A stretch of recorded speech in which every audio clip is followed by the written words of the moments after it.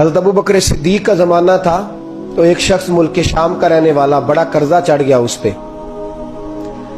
تو وہ حضرت ابو بکر صدیق کے پاس آیا، کہنے لگا آپ امیر بھی ہیں اور امیر بھی ہیں، دونوں باتیں، ایک امیر یہ ہے کہ مسلمانوں کے سربراہ ہیں، اور دوسرا اللہ نے آپ کو مال و دولت بھی عطا فرمایا ہے، تو میرے اوپر قرضہ چڑھ گیا ہے تو مہربانی فرمائے۔ وہ کہتا ہے حضرت صدیق اکبر نے میرا ہاتھ پکڑا، گھر کے اندر لے گئے، باہر سے دروازہ بڑا اعلیٰ تھا لیکن گھر کے اندر گیا تو چارپائی بھی کوئی نہیں تھی، کھجور کی چٹائیاں بچھی ہوئی تھی، کھجور کی چھال کی، اور وہ بھی پھٹی ہوئی۔ فرماتے ہیں سیدنا صدیق اکبر نے بٹھا لیا مجھے اور مجھے کہنے لگے یار تجھے ایک عجیب بات نہ بتاؤں؟ کہ بتائیے۔ فرمانے لگے 3 دن ہو گئے میں نے اناج کا دانہ بھی نہیں کھایا، کھجور کے اوپر گزارا کر لیتا ہوں میں، آج کل حالات میرے ٹھیک نہیں ہیں۔ لگا جی پھر میں کیا کروں؟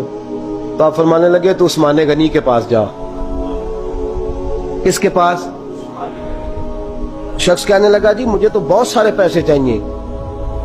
تو آپ نے فرمایا تیری سوچ وہاں ختم ہوتی ہے جہاں سے عثمان کی سخاوت شروع ہوتی ہے، تیری سوچ وہاں تو جو سوچتا ہے نا اتنے ملیں گے، تیری ختم ہوتی ہے سوچ جہاں سے عثمان کی سخاوت شروع ہوتی ہے، تو جا۔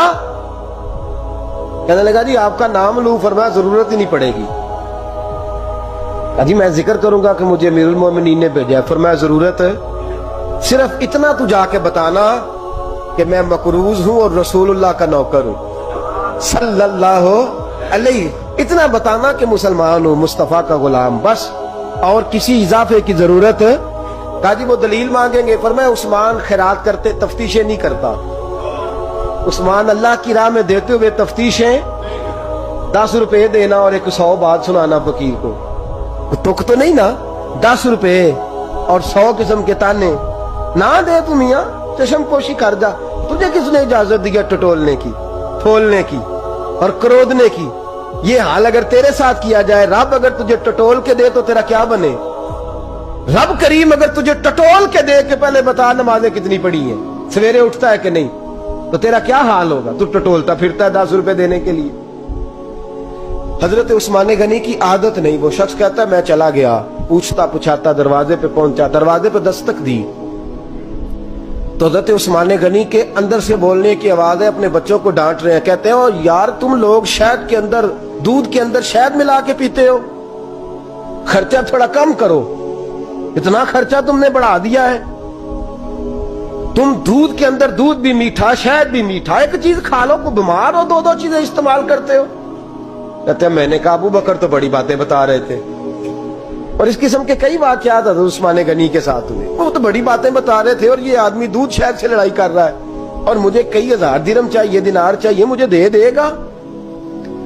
فرماتے ہیں اب وہ ڈانٹ کے باہر آئے، میں دروازے پہ تھا، آتے ہی کہنے لگے میں آیا نا تو جب میں نے السلام علیکم کہا تو وہ سمجھ گئے میں مسلمان ہوں۔ کہتے ہیں وعلیکم کہا تو پہلا جملہ انہوں نے جو بولا وہ ان کے بڑے پن کا مظاہرہ تھا۔ کہنے لگے بچوں کو ایک بات سمجھانی تھی، آنے میں مجھے 1.5-2 منٹ لگ گئے، تو دروازے پہ کھڑا رہا، مجھے معاف کر دینا۔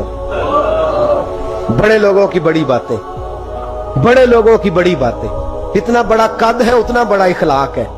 کہنے لگے تجھے ایک بات بچوں سے کرنے لگ گیا تھا، تجھے انتظار کرنا پڑا، ذرا درگزر کرنا۔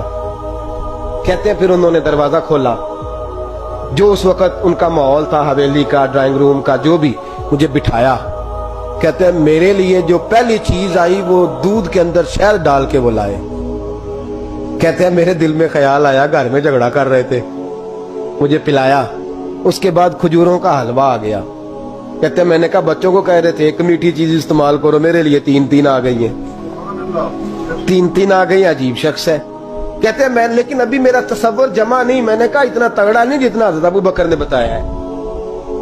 کہتے ہیں کھلا پلا کے نا پھر پوچھنے لگے کیسے آئے ہو، کیسے آئے ہو؟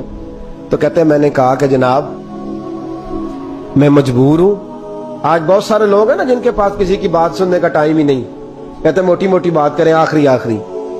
حضرت عثمان غنی پوری کھلا پلا کے کہنے لگے کیسے آنا ہوا؟ کہتے ہیں میں نے کہا جی میں مسلمان ہوں، ملک کے شام کے مضافات کے ایک گاؤں کا رہنے والا ہوں، کچھ کاروباری مشکلات آئیں تو میں مقروض ہو گیا، میرے اوپر قرضہ ہے، مجھے کچھ پیسوں کی حاجت ہے۔ فرمانے لگے میں نے کچھ پیسے کہا، انہوں نے ایک آواز دی تو ان کا غلام آیا ایک اونٹ کے اوپر لدا ہوا سامان لے کے۔ کس کے اوپر؟ اونٹ کے اوپر۔ کہتا ہے مجھے 3000 اشرفیوں کی ضرورت تھی، میں نے بتایا نہیں 3000 چاہیے۔ اونٹ آیا تو حضرت عثمان غنی کہنے لگے اس اونٹ پر تیرے لیے، تیرے گھر والوں کے لیے میں نے کپڑے بھی رکھوا دیے، کھانا بھی رکھوا دیا اور 6000 اشرفیاں بھی رکھوا دیے، تو پیدل آیا ہے تو اب اونٹ لے کے جا۔ کہتے میں نے کہا حضور اونٹ واپس کون کرنے آئے گا؟ کہنے لگے واپس کرنے کے لیے دیا ہی نہیں تو تحفہ ہے، تو لے جا۔ کہتے میں کہاں سے چلا تھا ڈھونڈتا اور مدینے میں آیا، اور جب مدینے میں آیا تو پھر اللہ نے جھولی بھر کے عطا فرمایا۔ کہتے میری آنکھوں میں آنسو آ گئے، اور میں نے کہا حضور آپ نے تو میری ضرورت سے کہیں بڑھ کے نواز دیا ہے، مجھے معاف کیجئے گا، میں سوچ رہا تھا کہ دودھ شہد پہ گھر میں لڑائی ہو رہی ہے۔ آپ فرمانے لگے رب نے جو مجھے پیسے دیے ہیں اس لیے نہیں دیے کہ میری اولادیں موج مستی کرتی پھرے، میرے مالک نے مجھے نوازا ہے تاکہ میں محمد عربی کی امت کی نوکری کروں صلی اللہ علیہ۔ یہ سخاوت کا حال۔ فرماتے میں نے نہیں بتایا کہ مجھے سیدنا صدیق اکبر نے بھیجا ہے۔ فرماتے میں دروازے تک گیا تو میں نے کہا شکریہ، جزاک اللہ، آپ کی مہربانی۔ تو مسکرا کے فرمانے لگے میرا شکریہ ادا نہ کر، ابو بکر صدیق کا کر، میرا نہ شکریہ ادا کر، شکریہ ابو بکر صدیق کا جس نے تجھے یہ رستہ دکھایا ہے۔ فرماتے میں نے کہا حضور آپ فرمایا جاؤ جاؤ،